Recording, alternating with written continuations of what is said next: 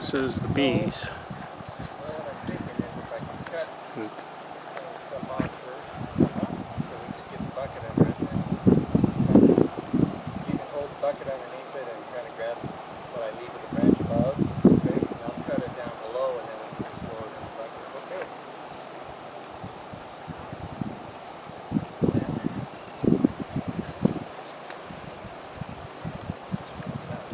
okay? He sprays them with some honey and sugar water.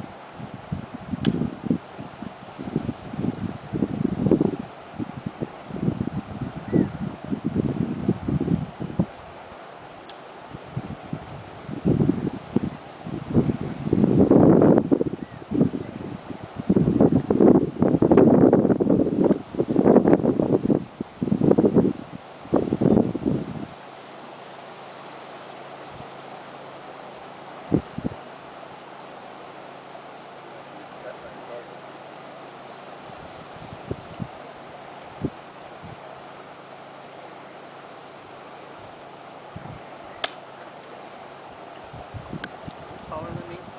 Oh, I think we're about the same height. Would you like a little stool? I've got one in the back of my truck. I'm just gonna... God build all of you curbs and stuff a little closer to my back end.